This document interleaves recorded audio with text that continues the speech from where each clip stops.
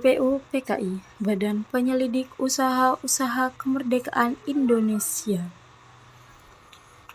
Dalam bahasa Jepang disebut Dokuritsu Jonbi Kosokai, yang artinya Komite Persiapan Kemerdekaan.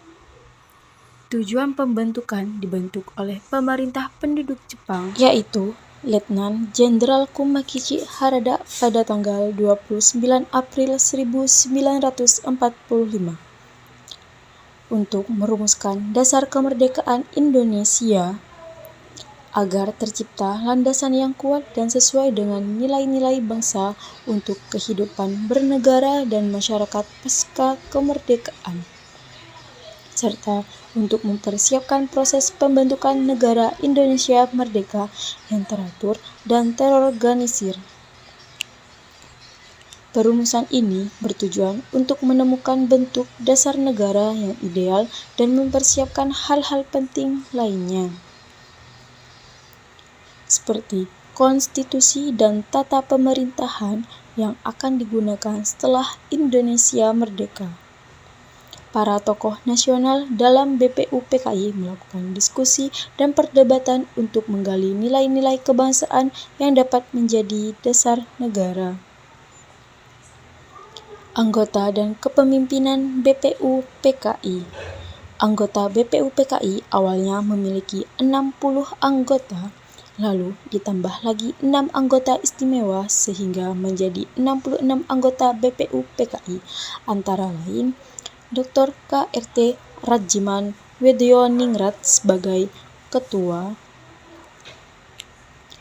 R.P. Sueroso sebagai Wakil Ketua, Ichibangase Yoshio sebagai Wakil Ketua dari pihak Jepang dan anggota BPU PKI lainnya, dan 6 anggota istimewa yakni Raden Asikin Natanegara, Mas Besar Marto Kusumo, Pangeran Muhammad Nur, BKPA Suryo Hamijoyo, Abdul Ghaffar, dan Kiai Abdul Fatah Hasan. Sidang-sidang BPU PKI mengadakan 2 sidang resmi, yaitu 2 sidang resmi dan 1 sidang informal atau tidak resmi. Sidang resmi pertama dilaksanakan pada tanggal 29 Mei 1945 sampai tanggal 1 Juni 1945 membahas tentang dasar negara Indonesia. Pada tanggal 29 Mei 1945, Muhammad Yamin mengusulkan 5 dasar negara, yaitu 1. Peri kebangsaan, 2. Peri kemanusiaan, 3. Peri ketuhanan, 4. Peri kerakyatan, 5. Kesejahteraan sosial secara tertulis disampaikan lain sebagainya. Pada tanggal 31 Mei 1945, Mr. Suepomo mengusulkan 5 dasar negara, yaitu 1. Persatuan, 2. Kekeluargaan, 3. Keseimbangan lahir dan batin, 4. Musyawarah, 5. Keadilan rakyat. Dan pada tanggal 1 Juni 1945, Insinyur Soekarno menyampaikan rumusan filosofis sebagai dasar negara Indonesia. 1. Kebangsaan Indonesia, 2. Internasionalisme atau kemanusiaan, 3. Mufakat atau demokrasi, 4. Kesejahteraan sosial, 5. Ketuhanan yang berkebudayaan. Sidang resmi kedua digelar pada tanggal 10 sampai 17 Juli 1945 yang berfokus pada pembahasan beralih ke rancangan Undang-Undang Dasar (UUD) bagi negara Republik Indonesia. Sidang tidak resmi atau informal. Dalam sejarah Indonesia merujuk pada pertemuan beberapa anggota Badan Penyelidik Usaha-Usaha Persiapan Kemerdekaan (BPU PKI) secara rahasia di luar forum resmi untuk membahas perumusan dasar negara yang bertujuan untuk menjembatani perbedaan ideologis dan menyepakati landasan konstitusional yang inklusif.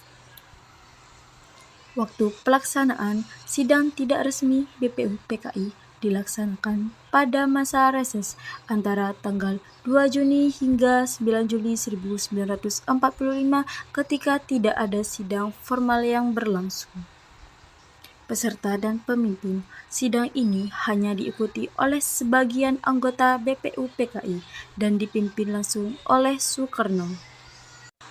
Tujuannya, meskipun berlangsung informal, sidang ini krusial karena berhasil menjembatani perbedaan pandangan antar anggota, terutama terkait dasar negara dan mencapai kesepakatan mengenai rumusan pembukaan Undang-Undang Dasar (UUD 1945).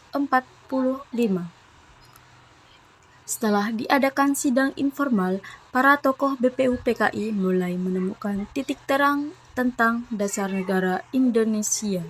Dari pertemuan tidak resmi itu, gagasan Piagam Jakarta (Jakarta Charter) pada 22 Juni 1945.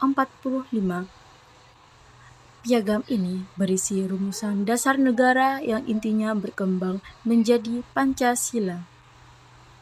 Jadi, setelah sidang informal, para tokoh berhasil menyatukan perbedaan gagasan. Rumusan dasar negara mulai jelas dan tertuang dalam Piagam Jakarta. Hasil ini kemudian dibawa ke sidang resmi berikutnya untuk diputuskan secara lebih formal.